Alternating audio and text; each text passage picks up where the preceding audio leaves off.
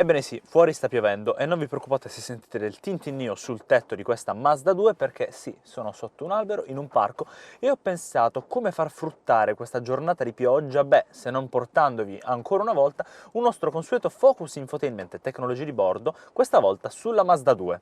Iniziamo dal layout. Questo schermo dovrebbe essere un 8 pollici, sulla scheda tecnica non abbiamo trovato informazioni a riguardo, ma comunque la dimensione è quella classica. Una funzionalità interessante che, ammetto, nel traffico di Milano ci ho messo un po' a capirne la razionalità, ma ora mi torna utile perché soprattutto è una funzionalità sicura, cioè è uno schermo touch. Ovviamente ora ho selezionato una delle finestre, ma comunque avete visto è uno schermo touch. Non abbiamo una funzionalità di feedback aptico o di force touch come sui telefoni, però questa funzionalità touchscreen si spegne quando noi mettiamo in moto la vettura, anzi più che in moto, perché attualmente fuori ci sono 7 gradi, ho bisogno di un po' di aria condizionato, di sedili riscaldati, quindi sono a motore acceso per qualche minuto, però appunto quando ci mettiamo in movimento effettivamente con la Mazda 2 non è più touch e quindi va controllato con il rotore. Di quale rotore parlo? Beh, di questo qui. Infatti abbiamo vari pulsanti, la home page, il navigatore, la musica, tornare indietro,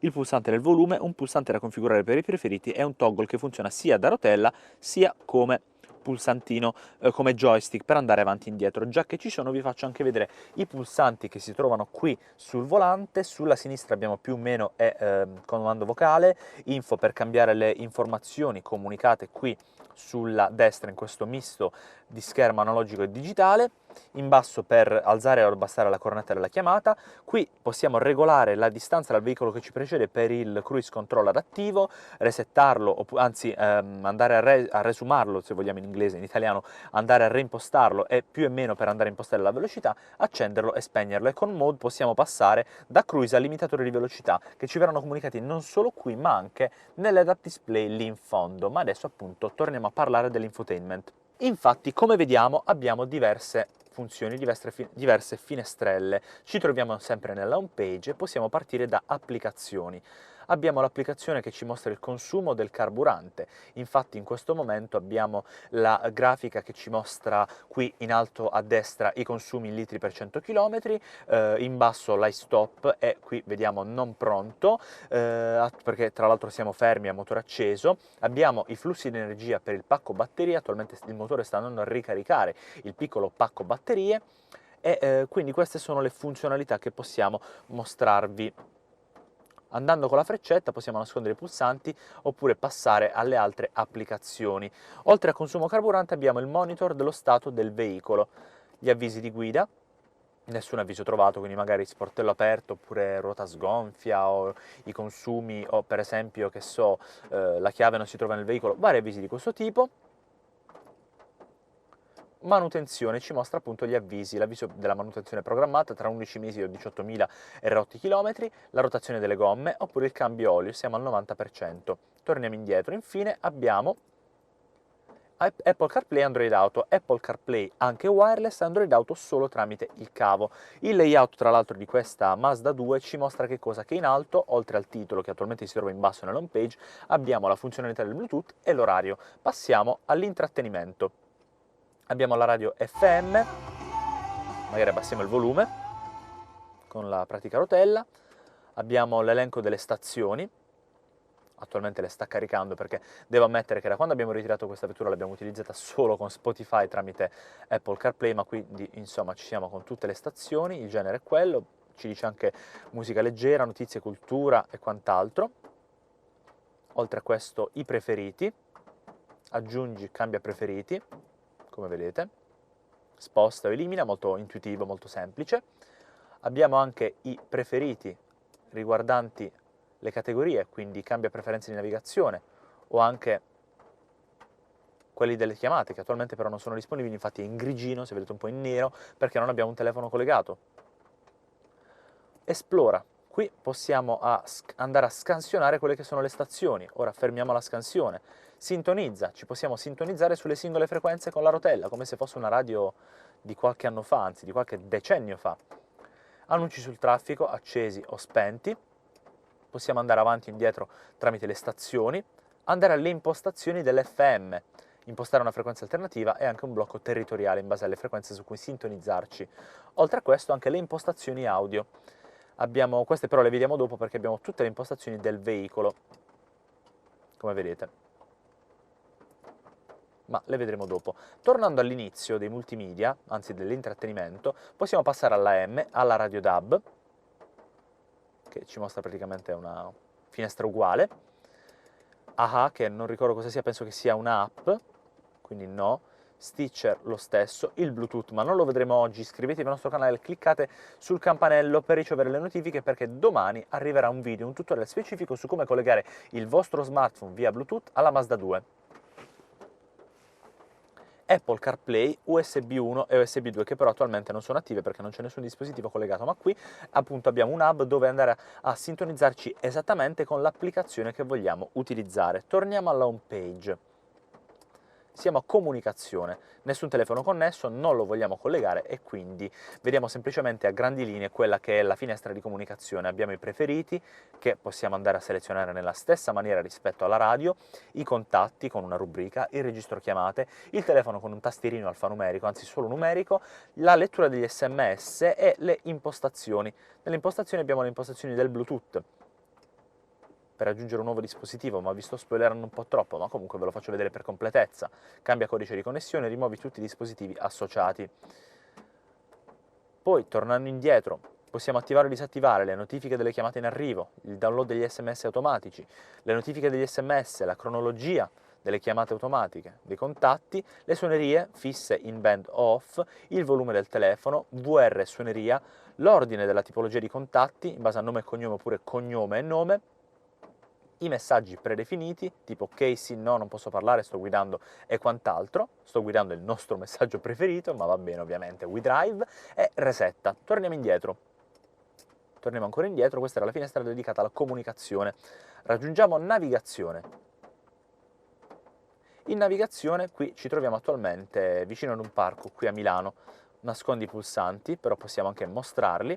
Possiamo digitare una nuova destinazione, per esempio con trova indirizzo, per paese, città, nome della via, numero civico, via trasversale, seleziona centro città, naviga verso casa se abbiamo impostato casa nostra,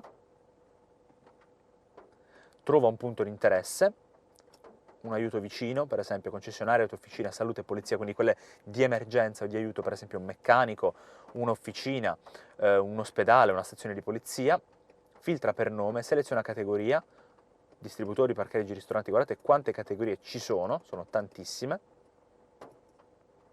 in base alla zona, qui vicino, oppure lungo il percorso, vicino alla destinazione o comunque in città, oppure cerca, ordina per distanza e quant'altro.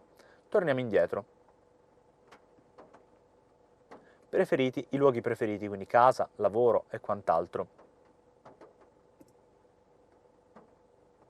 Cronologia, le destinazioni che sono state raggiunte da questa vettura, ricerca locale e anche inserire le coordinate latitudine e longitudine, veramente molto preciso. Se per esempio vogliamo raggiungere uno specifico punto in campagna o in montagna che non si trova sulle mappe, la possiamo raggiungere così.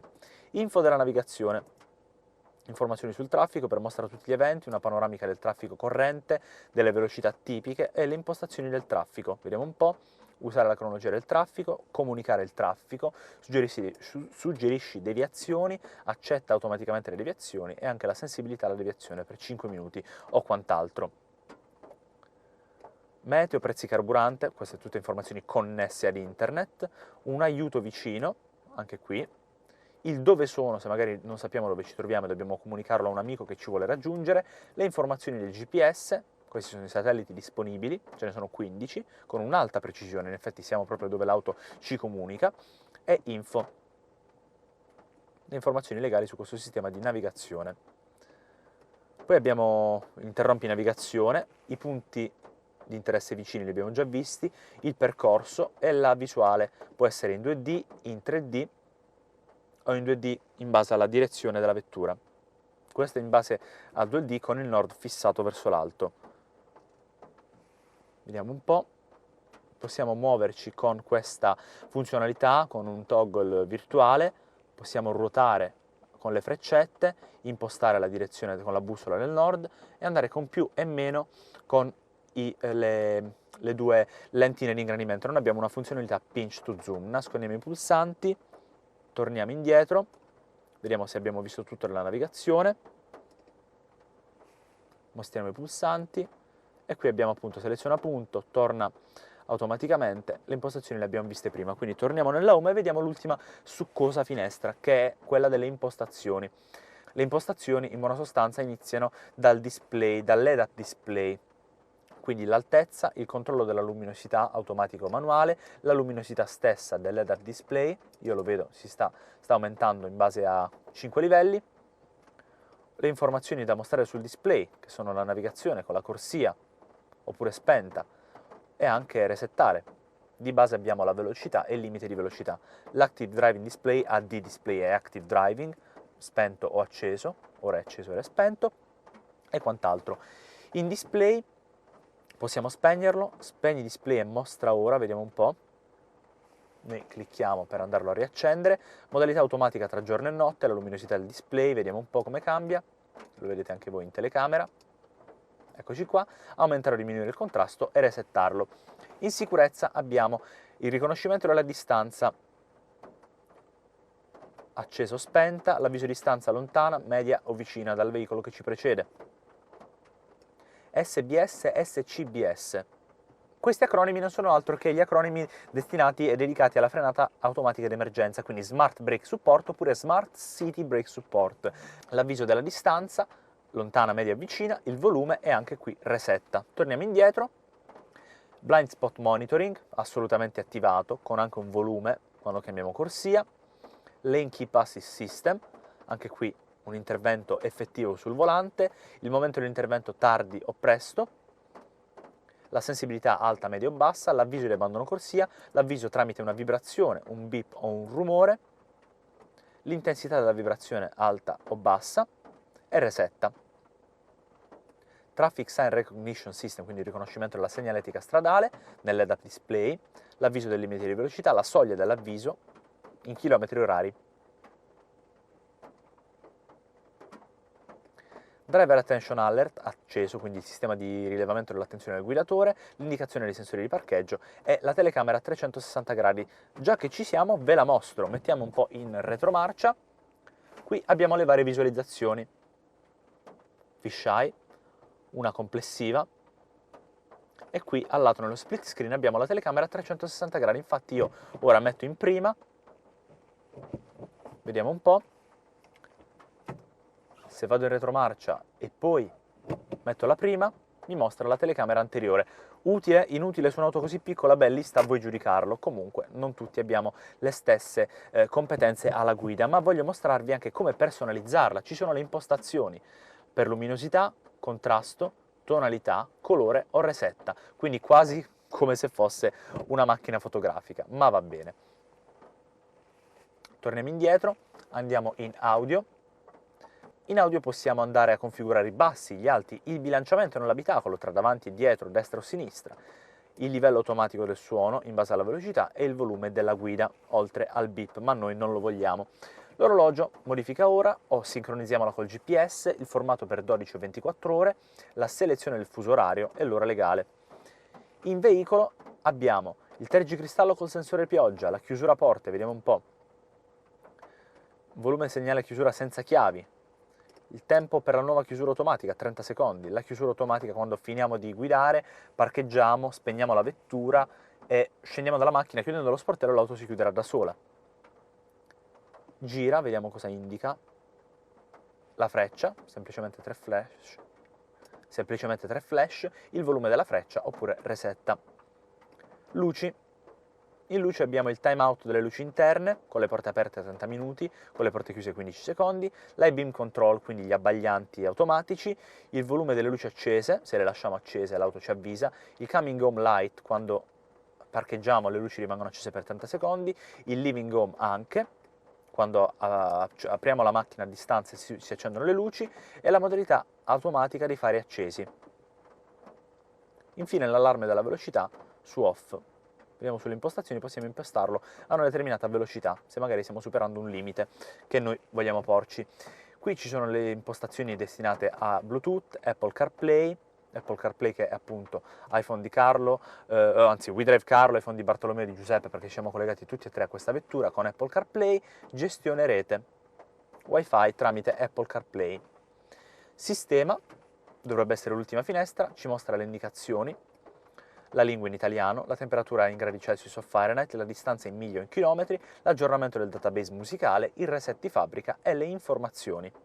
Questa quindi era la tecnologia di bordo della Mazda 2 Hybrid. Fateci sapere nei commenti cosa ne pensate, se avete domande, curiosità o suggerimenti lasciateci un like se questo video vi è tornato utile o comunque vi sia piaciuto, e restate aggiornati iscrivendovi al canale cliccando sul campanello e anche seguendoci digitando wedrive.tv dovunque, piattaforme social e sul nostro sito web.